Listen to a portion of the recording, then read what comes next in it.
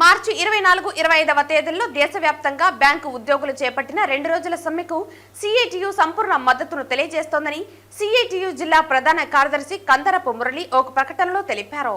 ప్రభుత్వ రంగ సంస్థలను కేంద్రంలోని మోదీ ప్రభుత్వం పథకం ప్రకారం నిర్వీర్యం చేస్తుందని, తాజా బడ్జెట్లో ఇన్సూరెన్స్ రంగంలో 100% విదేశీ ప్రత్యక్ష పెట్టుబడులకు అవకాశం ఇస్తూ గొంతు కోయడానికి ప్రయత్నిస్తోందని గుర్తు చేశారు.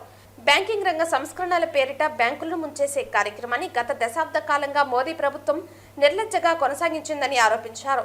కార్పొరేటర్లకు మొండి బకాయిల పేరిట లక్షల కోట్ల రూపాయల రుణాలు రద్దు చేసి బ్యాంకుల దీనావస్థలో పడిపోవటానికి మోదీ ప్రభుత్వం కారణమైందని తెలిపారు. బ్యాంకింగ్ రంగంలో నెలకొని ఉన్న ఖాళీ పోస్టుల భర్తీకై, తాత్కాలిక ఉద్యోగుల రెగ్యులైజేషన్ కై బ్యాంకు ఉద్యోగులు మార్చి 24-25న సమ్మె తలపెట్టారని గుర్తు చేశారు. ద్వైపాక్షిక ఒప్పందాలను మోదీ ప్రభుత్వం కాలరాస్తోందని, ఆర్థిక మంత్రిత్వ శాఖ అడ్డగోలు ఆదేశాలు జారీ చేస్తూ ఆటంకపరుస్తోందని, వీటిని తక్షణం రద్దు చేయాలని కందరపు మురళి ఆ ప్రకటనలో కోరారు.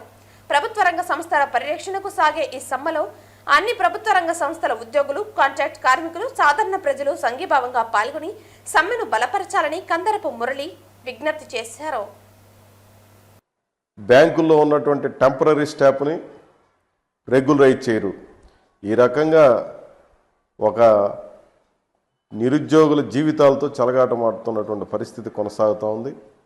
ఇది వద్దు అని చెప్పి ఎన్నిసార్లు చెప్పినప్పటికీ వాళ్ళు ఏ రకమైనటువంటి మార్పు లేని దరిమిల దీన్ని ఒక సీరియస్ పోరాటంగా మార్చాలని చెప్పి బ్యాంకు ఉద్యోగులు నిర్ణయించుకున్నారు. అదే కాకుండా బ్యాంకు ఉద్యోగులతో ద్వైపాక్షిక ఒప్పందాలని కేంద్ర ప్రభుత్వం చేసుకున్నది, వాటి అమల్లో కూడా చిత్తశుద్ధి లేదు. అమలుకు సంబంధించి తన కేంద్ర మంత్రిత్వ శాఖ ఆర్థిక శాఖ ద్వారా దీన్ని దెబ్బతీసే ఆ ఒప్పందాలన్నింటినీ నిర్వీర్యం చేసే పద్ధతిలో కొన్ని ఆదేశాలు కూడా జారీ చేసింది. ఒకవైపునేమో చేస్తున్నట్టుగా, మరొకవైపునేమో వాటిని నిర్వీర్యం చేసేటువంటిది, ఒక ఆటంకాలు కల్పించేటువంటి పద్ధతులన్నీ కూడా అనుసరిస్తున్నటువంటి నేపథ్యంలో బ్యాంకు ఉద్యోగులు చేపట్టిన సమ్మె 100% న్యాయమైనటువంటి సమ్మె. అందుకు ట్రేడ్ యూనియన్లు అన్ని మద్దతు ప్రకటించాల్సినటువంటి అవసరం ఉంది. సిఐటి తరఫున మేము సంపూర్ణమైన మద్దతును తెలియజేస్తున్నాం. ఒక్క ట్రేడ్ యూనియన్లే కాదు, ప్రభుత్వ రంగం కాపాడుకోవడం అంటే ఇది దేశభక్తియుతమైనటువంటి చర్య. మన బ్యాంకులను మనం కాపాడుకుందాం, మన ప్రభుత్వ రంగ సంస్థలను మనం కాపాడుకుందాం అన్నటువంటి భావన ఎవరికైతే ఉంటుందో వాళ్ళందరూ కూడా దేశభక్తులే. ఇట్లాంటి దేశభక్తులు అయినటువంటి ప్రజలు వారికి ప్రత్యక్షంగా పరోక్షంగా అన్ని రకాలుగా మద్దతుగా నిలబడాల్సినటువంటి అవసరం ఉంది.